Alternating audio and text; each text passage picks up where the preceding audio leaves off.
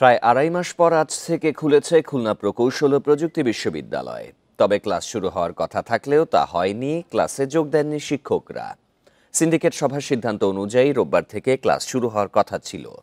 তবে 18 এপ্রিল শিক্ষক সমিতির সাধারণ সভায় শিক্ষকদের লাঞ্ছিতকারীদের শাস্তি না হওয়া পর্যন্ত ক্লাসে ফিরে যাবেন না বলে সিদ্ধান্ত নেওয়া হয়েছিল। বান্ডেল থাকলে প্রতি সেনমানিতে টাকা বাঁচবে। বিকাশ সেনমানি বান্ডেল কিনে জিতুন প্রতি লেনদেনে। দাবি পূরণ না হওয়ায় আজ থেকে একাডেমিক কার্যক্রমে যোগ দেননি শিক্ষকরা। এর আগে 18 ফেব্রুয়ারি ছাত্র রাজনীতি নিষিদ্ধের দাবি নিয়ে দ্বন্দ্বের জেরে সংঘর্ষ হয়, এতে অনেকে আহত হন। এই ঘটনায় 25 ফেব্রুয়ারি সিন্ডিকেট সভায় অনির্দিষ্টকালের জন্য একাডেমিক কার্যক্রম ও হল বন্ধ ঘোষণা করা হয়। আমাদের নতুন ভিসি আসছে গত পরশুদিন, তো ওনার সাথে আমরা দেখা করছি। তো উনি আশা দিয়েছেন যে খুব তাড়াতাড়ি আমাদের যে পরীক্ষা এবং ক্লাস বাকি আছে সেগুলো তাড়াতাড়ি শুরু করবে। আমরা মোটামুটি 19 ব্যাচ 2টা পরীক্ষার জন্য আটকে এসেছি। হয়তো 1 মাস লাগবে, টোটাল 1 মাসের মধ্যে আমরা বের হয়ে যাব। আড়াই মাস পর খুলনা প্রকৌশল ও প্রযুক্তি বিশ্ববিদ্যালয় খোলার পরও ক্লাস শুরু হওয়ার কথা ছিল, কিন্তু সেটি হয়নি। ক্লাসে যোগ দেননি শিক্ষকরা। এ বিষয়ে বিস্তারিত জানাতে আমাদের সাথে যোগ দিচ্ছেন সহকর্মী AHM শামীমুজ্জামান। শামীম, শিক্ষকরা ক্লাসে যোগ না দেওয়ার কারণ হিসেবে কি বলছেন? হ্যালো,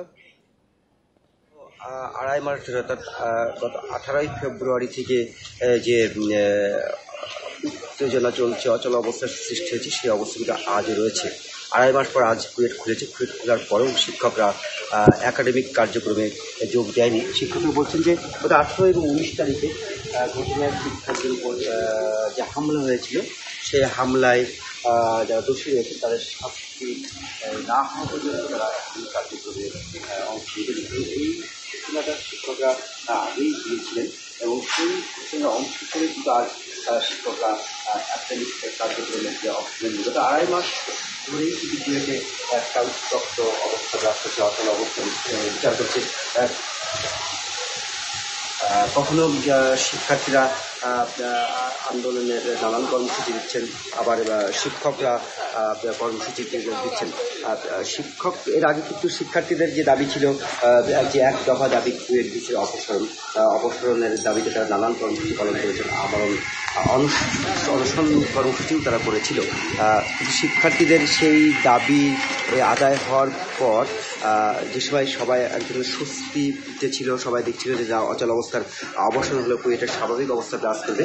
ঠিক শিক্ষকদের যে এবার যে কর্মসূচিতে কিন্তু সেই আবারও সেই যে অচল অবস্থা, সেই অচল অবস্থার সৃষ্টি হয়েছে। অর্থাৎ আড়াই মাস পর আজ কুয়েট খুললেও যে একাডেমিক যে কার্যক্রম সেটা এখনো শুরু হয়নি। শিক্ষার্থীরা অনেকেই আশায় ছিল যে তারা ক্লাসে যাবেন, তারা ক্লাসে অংশ নেবেন। কিন্তু শিক্ষকদের যে আলটিমেটাম, অর্থাৎ তাদের উপর যারা হামলা করেছে, সেই হামলা যারা দোষী তাদের শাস্তি না হওয়া পর্যন্ত তারা একাডেমিক কার্যক্রমে অংশ নেবেন না। এই কারণে কিন্তু অচল অবস্থা কাটেনি কুয়েটে, জানাচ্ছিলেন সহকর্মী।